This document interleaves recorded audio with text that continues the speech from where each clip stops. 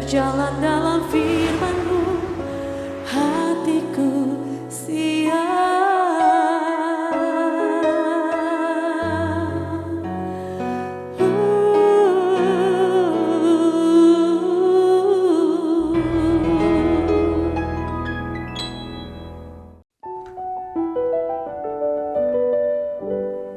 Salam, karena yang dikasihi oleh Tuhan Yesus, semuanya kiranya dalam keadaan sehat, diberkati Tuhan, bersuka cita bersama-sama dengan keluarga.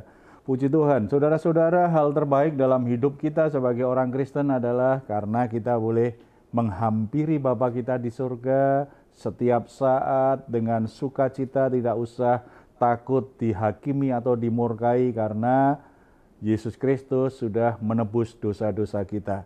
Kita memang tidak sempurna, tetapi oleh karena darah Yesus Kristus kita dilayakkan untuk menghadap Allah yang maha sempurna itu. Puji Tuhan. Saudara-saudara, apapun yang menjadi pergumulanmu saat ini, jangan dipikul sendiri, karena Bapa juga ingin menolongmu, ingin memberimu kelegaan. Bukankah Dia berkata kepada kita, "Marilah kepadaku semua yang letih lesu dan berbeban berat, aku akan memberi kelegaan kepadamu." Jadi tidak ada alasan kita memikul semua beban hidup kita sendiri. Dia mau menolong, memberi kita kelegaan. Oleh sebab itu mari kita hampiri Dia dalam doa. Bapa di surga, kami ucap syukur anugerah-Mu sempurna bagi kami. Saat ini kami menghampiri Engkau dengan darah Yesus Kristus. Kami membawa setiap beban berat hidup kami. Keadaan kami yang letih lesu, yang membuat kami tertekan. Bapa, kami datang kepadamu, kami sangat percaya dalam hadirat Tuhan, kami semua akan mengalami yang namanya kelegaan, kebebasan. Kami akan menemukan kembali damai sejahtera kami yang hilang karena berbagai masalah yang terjadi. Kami akan menemukan jalan keluar yang terbaik untuk mengatasi semuanya karena Tuhan yang membukanya. Hikmat kekuatan Tuhan berikan kepada kami semua. Kami juga membawa korban syukur kami di hadapan-Mu. Setiap pujian, nyanyian yang kami naikkan, biarlah itu menjadi penyembahan kami di hadapan-Mu Bapa. Sebab Engkau memang layak menerima yang terbaik. Engkau layak menerima pengagungan. Engkau layak menerima segala hormat dari hidup kami selama-lamanya. Dalam nama Tuhan Yesus kami berdoa. Amin.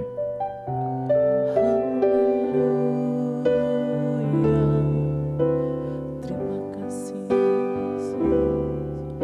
El Shaddai, El Shaddai,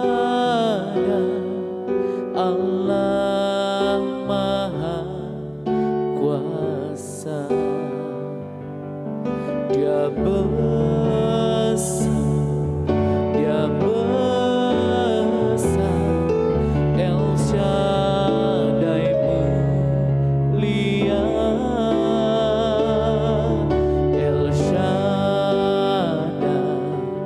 El Shaddai, Allah Maha Kuasa.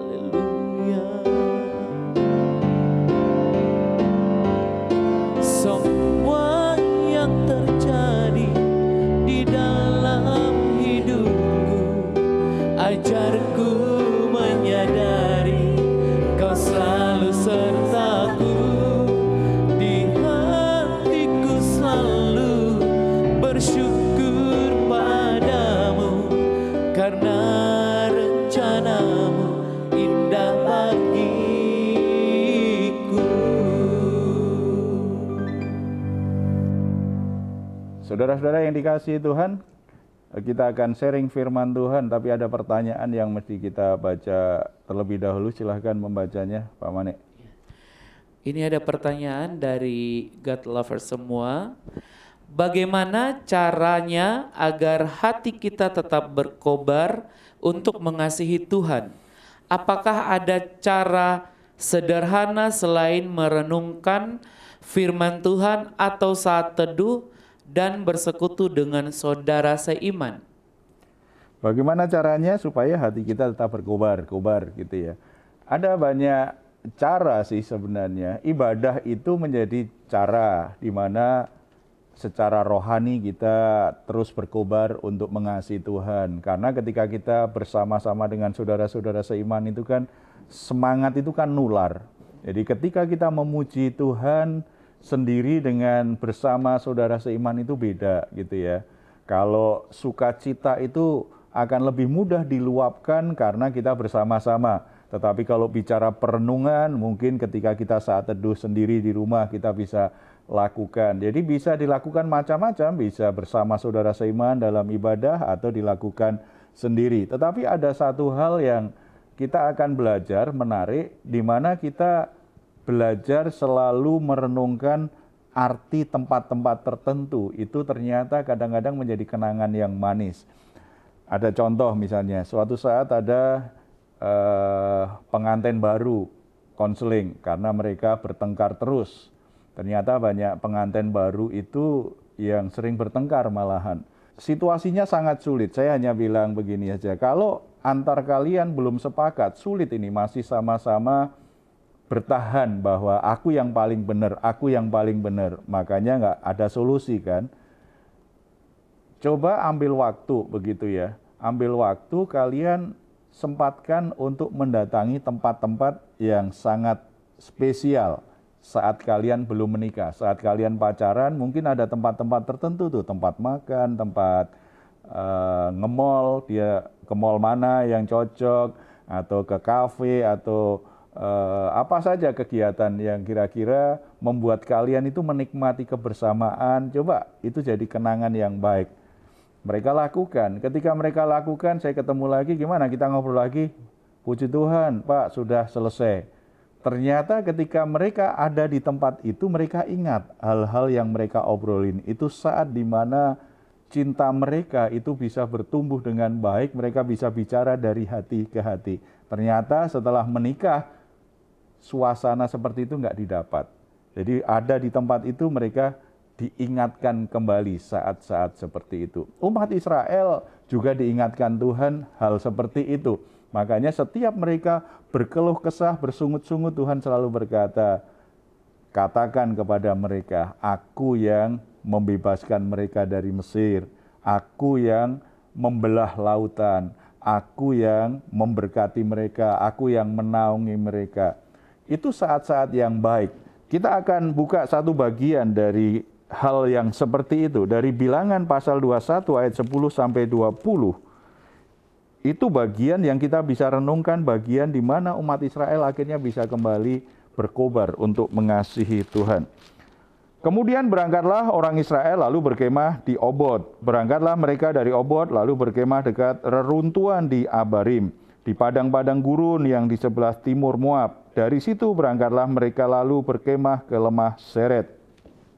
Dari situ berangkatlah mereka lalu berkemah di seberang sungai Arnon yang di padang gurun dan yang keluar dari daerah orang Amori, sebab sungai Arnon ialah batas Moab, di antara orang Moab dan orang Amori. Itulah sebabnya dikatakan dalam kitab peperangan Tuhan, Waheb di Sufa dan lembah-lembah di sungai Arnon, dan lereng lembah-lembah, lereng itu terbentang ke tempat di mana terletak kota Ar dan bersandar pada batas daerah Moab. Dari sana mereka ke Bir. Inilah sumur di mana Tuhan berfirman kepada Musa, kumpulkanlah bangsa itu, maka aku akan memberikan air kepada mereka. Jadi Tuhan suruh Musa mengumpulkan bangsa Israel ada di sebuah tempat yang namanya Bir. Di situ ada sumur di mana Tuhan akan memberikan mereka air. Masalah yang seringkali membuat orang jadi takut, menjadi cemas di padang gurun kan air. Ketika mereka kesulitan air, mereka banyak yang protes karena memang itu sesuatu yang mengancam sekali. Sesuatu yang sangat berat untuk dilalui. Tetapi Tuhan ingin Musa kumpulkan mereka di sini. Di sini aku akan melakukan keajaiban. Di sini aku akan perlihatkan kepada bangsa Israel bahwa aku tetap mengingat mereka dan aku akan memberkati mereka, memberi jalan keluar yang terbaik kepada mereka. Makanya tidak heran kalau setelah itu ayat selanjutnya akan bicara tentang pujian mereka atas pertolongan Tuhan. Kita baca ayat yang ke-17. Pada waktu itu orang Israel menyanyikan nyanyian ini. Berbual-buallah hai sumur, mari kita bernyanyi-nyanyi berbalas-balasan. Karena sumur yang digali oleh raja-raja, yang dikorek oleh kaum bangsawan di antara bangsa itu, dengan tongkat-tongkat kerajaan, dengan tongkat-tongkat mereka. Dari padang gurun mereka ke Matana, dari Matana ke Nataliel, dari Nataliel ke Bamot, dari Bamot ke lembah yang di daerah Moab dekat puncak gunung Pisga yang menghadap padang belantara. Saudara-saudara, kenapa begitu banyak tempat-tempat yang dicatat di perikop ini? Sebenarnya intinya di pujian tadi. Tempat-tempat itu mengingatkan bangsa Israel pada dua hal. Yang pertama tentang penyertaan Tuhan. Kemanapun mereka melangkah, penyertaan Tuhan itu tidak pernah meninggalkan mereka. Kemanapun mereka pergi, di situ Tuhan menyertai. Jadi mereka pindah dari satu tempat ke tempat yang lain, itu tidak berjalan sendirian. Tuhan selalu menyertai mereka. Dan setiap tempat pasti ada kisah-kisah yang unik, kisah-kisah tertentu yang mengingatkan bahwa Tuhan sungguh-sungguh menyertai mereka. Jadi bukan sekedar tempat biasa sebenarnya. Kapan kita pertama kali berjumpa dengan Tuhan Yesus Kristus? Ada orang berjumpa dengan Tuhan Yesus, membuka hatinya bagi Tuhan, masuk dalam kehidupannya ketika KKR di lapangan. Bagi dia, lapangan itu tempat yang khusus. Setiap dia di sana dia ingat, itu waktu di mana 10 tahun yang lalu Tuhan melawat aku. Aku membuka hati, aku serahkan hidupku kepada Tuhan. Lapangan itu bagi orang lain hanya kenangan tentang olahraga. Tetapi bagi seseorang, karena dia bertobat dan percaya Tuhan Yesus di lapangan itu, maka itu menjadi tempat yang jadi kenangan yang sangat baik sekali. Ada orang yang bertobat di gereja, dalam ibadah gereja. Dia mengalami jamahan Tuhan luar biasa di sebuah tempat. Tidak akan pernah lupa. Saya ingat ketika kelas 3 SMA, saya dijamah Tuhan. Saya angkat tangan, saya serahkan hidup saya, masa depan saya kepada Tuhan di sebuah gereja. Sampai sekarang saya ingat, saya duduk di bagian mana. Saya ingat, saya di tengah-tengah. Saya ingat betul di sebelah kanan. Saya ingat betul, itu menjadi tempat di mana saya mengalami perjumpaan pribadi dengan Tuhan. Waktu itu, ketika saya kelas 3 SMA, itu bukan sekedar tempat biasa bagi saya. Itu tempat yang sangat istimewa karena saya tahu di situ saya berjumpa dengan Tuhan. Di situ saya sadar Tuhan itu sungguh-sungguh ada. Ada sebagian orang bahkan mengalami situasi yang buruk, misalnya kecelakaan. Tetapi ternyata kecelakaan yang hebat itu, mobilnya saja yang rusak, dia selamat. Mungkin bagi dia tempat kecelakaan itu bisa dua kemungkinan, menjadi tempat yang menimbulkan trauma atau menjadi kenangan di mana dia tahu Tuhan menyertai dia, Tuhan melindungi dia. Itu tergantung bagaimana dia merespon. Tuhan ingin setiap tempat yang kita jalani, kita ingat itu Tuhan yang menyertai, Tuhan yang menuntun, dan ada kenangan yang sangat indah yang membuat kita semakin mengenal Tuhan, semakin mengasihi Tuhan. Jadi bukan sekedar tempat biasa. Kalau kita lihat tempat-tempat yang berarti dalam hidup kita seperti ini, kita mengingatnya itu dengan rasa syukur, bukan dengan sakit hati, bukan dengan luka hati, bukan dengan trauma. Karena kita tahu tempat-tempat yang kelihatannya menimbulkan pengalaman buruk di hati saya pun saya tahu di situ Tuhan ada. Tuhan tidak tinggalkan saya. Ini yang Tuhan inginkan. Kalau kita seperti itu membuat kita itu jadi mengenal Tuhan itu, merenungkan itu tidak sekedar ketika kita saat teduh di rumah, ketika kita ibadah. Perjalanan itu pun juga menjadi sebuah kenangan bagi kita. Ya, Tuhan berkati saya di sini nih. Tuhan berkati saya di sini nih. Tuhan berkati saya di sini nih. Tuhan sertai saya di sini. Yang kerja juga begitu kan?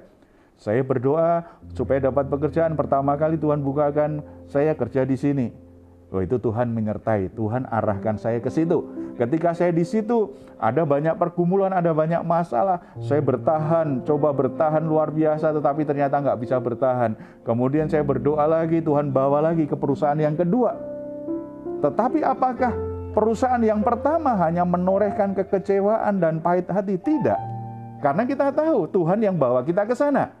Di situ Tuhan sedang ajar kita banyak hal, termasuk menghadapi orang-orang yang sulit mungkin, menghadapi bos yang sangat sulit untuk ditolong, menghadapi rekan kerja yang sangat buruk, misalnya seperti itu ya, yang memaksa kita akhirnya harus keluar, tetapi kita tahu di situ Tuhan mengerjakan banyak hal. Bukan lagi menjadi tempat yang pahit bagi kita. Nah, kalau kita menyadari hal itu, kita memuji Tuhan. Bersyukur loh, aku pernah kerja di perusahaan yang pertama itu. Coba kalau di tempat yang sekarang saya langsung di situ, saya mungkin nggak bisa apa-apa. Di situ karena bosnya itu otoriter banget, peraturannya ketat banget. Di situ walaupun stres, saya banyak belajar nih. Di tempat yang kedua kita tahu, itu Tuhan sertai bahwa kita sampai di situ. Penyertaan Tuhan. Jadi jadikan tempat-tempat tertentu itu kenangan di mana Tuhan menyertai kita. Kita akan semakin ingat terus, hati kita akan terus berkobar bagi Tuhan. Tetap semangat. Karena melupakan apa yang telah Tuhan lakukan, itulah yang membuat kita mudah padamkan hati kita. Jangankan dengan Tuhan yang tidak kelihatan. Dengan pasangan hidup sajalah yang sudah menikah. Yang sudah menikah, coba kalau sering pisah, karena urusan pekerjaan atau masalah lain sering pisah, awal-awal teringat terus, maunya sehari bisa 10 kali telepon. Nggak puas hanya telepon, video call. Ada saja, pengen ngobrol, apa saja diomongin tuh.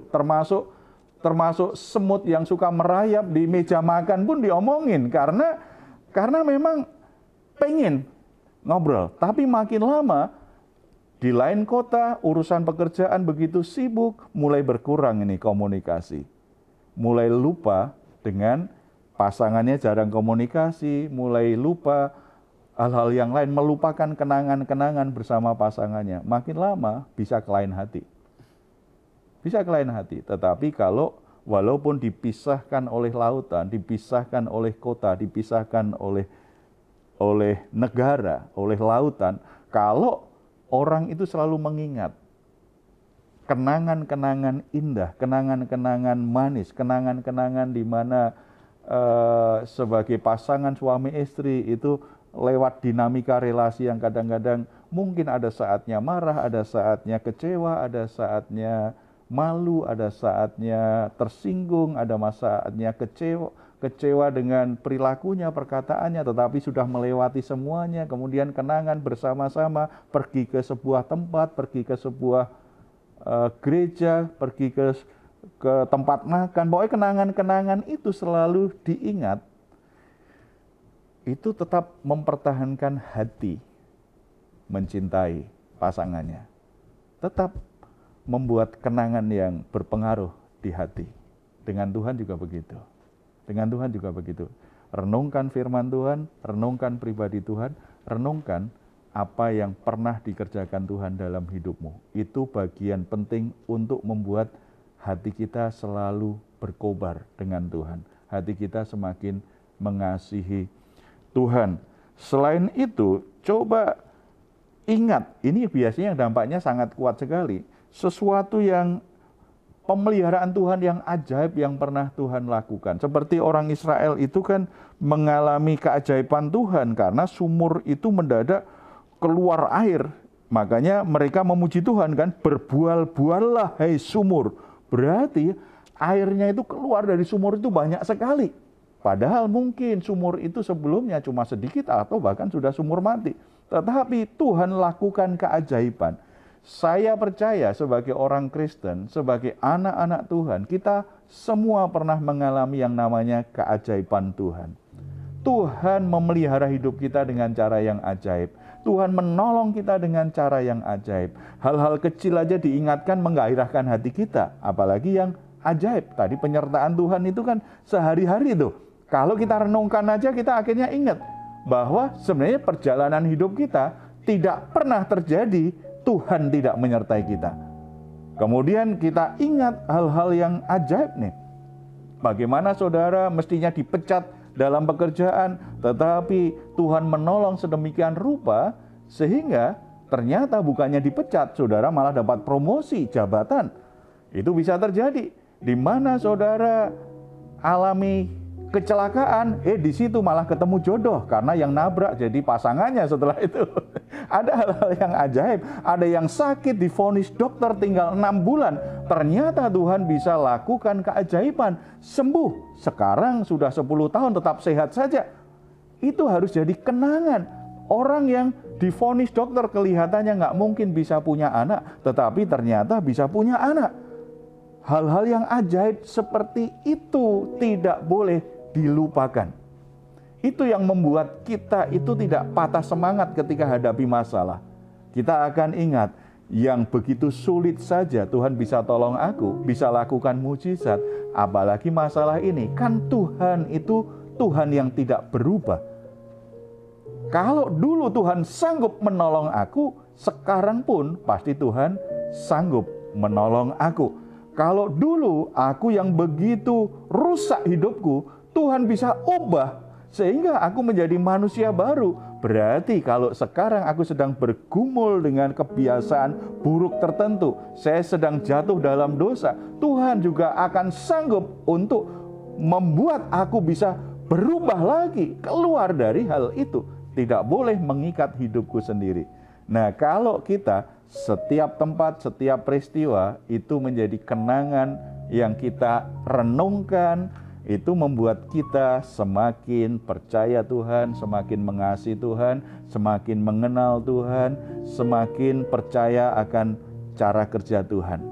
Aku sudah tahu bagaimana Tuhan bekerja, jadi aku tidak perlu khawatir dengan apa yang terjadi. Karena keadaan sesulit apapun, Dia tidak pernah meninggalkan aku. Dan Dia sanggup lakukan sesuatu yang ajaib. Jadi saudara-saudara, saat ini kalau saudara sedang bergumul dengan kondisi rohanimu yang kok pasang surut ya, turun naik ya, saudara jangan fokus pada rutinitas aktivitasmu, jangan fokus pada masalah yang terjadi. Ingat Tuhan, renungkan kembali siapa Dia, firman Tuhan yang pernah saudara baca, saudara pernah dengar, dan ingat bagaimana Tuhan menyertai lakukan sesuatu yang ajaib. Dan cara yang mudah, cara yang sederhana untuk itu, coba ingat, lihat foto-foto, atau datangi tempat-tempat di mana Tuhan lakukan sesuatu. Di situ akan membangkitkan kembali memori kita, kenangan manis, kenangan kita dengan Tuhan, mengalami Tuhan secara nyata. Kita bersatu dalam doa. Bapa di surga, hamba-Mu berdoa untuk saudara-saudara yang saat ini sedang merasa imannya lemah, merasa imannya tidak lagi bergairah, tidak lagi semangat seperti dahulu.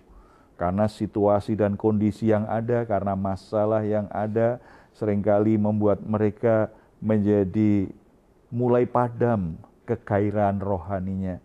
Tetapi biarlah kebenaran firman Tuhan hari ini mengingatkan mereka kembali. Waktu-waktu di mana mereka berjumpa dengan Tuhan Yesus, hidup mereka diubahkan oleh Tuhan Yesus. Saat-saat di mana firman Tuhan itu Tuhan genapi dalam hidup mereka. Ketika mereka ingat tempat-tempat tertentu, mereka ingat bahwa Tuhan menyertai, Tuhan melindungi, Tuhan melakukan sesuatu yang ajaib. Buka kembali memori mereka, kenangan-kenangan bagaimana Tuhan bekerja dalam hidup mereka, supaya mereka tidak terus-menerus tertekan dengan keadaannya, tetapi mulai muncul kegairahan yang baru karena pikirannya dipenuhi kenangan tentang Tuhan, kenangan tentang firman Tuhan, kenangan tentang perbuatan-perbuatan ajaib Tuhan, kenangan-kenangan yang membuat mereka kembali berpengharapan, kembali beriman, kembali mencintai Tuhan, kembali berkobar-kobar untuk setia, untuk beribadah, untuk melayani Tuhan. Terima kasih Bapa di surga. Tuhan bangkitkan iman anak-anak-Mu supaya mereka tidak kalah dengan situasi apapun. Ada kegairahan rohani yang terjadi. Hamba-Mu juga berdoa untuk ibadah-ibadah yang dilakukan di gereja-gereja, supaya di mana ibadah dilakukan, Tuhan nyatakan betul kehadiran-Mu, Tuhan melawat, Tuhan menjamah setiap orang yang hadir, supaya hati mereka juga menyala-nyala untuk memuji dan menyembah Tuhan. Untuk orang-orang yang melayani, yang mulai suam-suam kuku, mereka tidak lagi bergairah melayani Tuhan. Semuanya hanya sebagai rutinitas semata. Tuhan juga jamah hati mereka. Biarlah hati mereka kembali berkobar-kobar. Mereka kembali ingat mengapa mereka melayani. Karena mereka sungguh-sungguh mengalami cinta kasih Tuhan yang mengubah hidup mereka. Karena mereka sungguh-sungguh mengasihi Tuhan. Biarlah itu kembali berkobar-kobar di hati mereka, Bapa. Demikian juga rumah tangga Kristen. Di situ ada kehadiran Tuhan, di situ nama Tuhan dimuliakan, karena setiap anggota keluarga selalu mengingat, selalu membicarakan bagaimana Tuhan menyertai, bagaimana Tuhan memberkati, bagaimana Tuhan melakukan perkara-perkara ajaib dalam keluarga mereka. Yang sakit disembuhkan, yang bermasalah mendapatkan jalan keluar yang terbaik, mendapatkan pekerjaan yang terbaik, mendapatkan sekolah yang terbaik, suami istri yang bekerja diberkati Tuhan, sehingga semua kebutuhan rumah tangga terpenuhi. Biarlah semua hal yang pernah mereka alami sebelumnya itu kembali mereka renungkan, sehingga keluarga-keluarga juga kembali bergairah untuk mencari Tuhan, untuk menyembah Tuhan. Terpuji nama-Mu Bapa, dalam nama Tuhan Yesus kami berdoa. Amin. Puji Tuhan, saudara-saudara, jangan lupa akan kebaikan Tuhan dalam hidupmu. Kalau saat ini saudara sedang mengalami pergumulan, saudara membutuhkan dukungan doa, silahkan menuliskan pergumulan doa saudara di nomor telepon yang tertera di layar saudara. Tim doa kami akan mendukung saudara dalam doa. Kami senantiasa berharap, kami berdoa supaya saudara ditolong oleh Tuhan, nama Tuhan dimuliakan. Kalau saudara ingin memberikan komentar, silahkan menuliskannya di ruang komentar yang tersedia di ruang komentar yang ada di channel Diaspora TV. Mazmur 4 ayat 8-9. Engkau telah memberikan sukacita kepadaku lebih banyak daripada mereka ketika mereka kelimpahan gandum dan anggur. Dengan tentram aku mau membaringkan diri lalu segera tidur. Sebab hanya Engkaulah ya Tuhan yang membiarkan aku diam dengan aman. Puji Tuhan, selamat malam, selamat beristirahat. Tuhan Yesus memberkati kita semuanya. Salam. Semua yang terjadi di dalam hidupku, ajarku menyadari Kau selalu sertaku, beri hatiku selalu bersyukur padamu, karena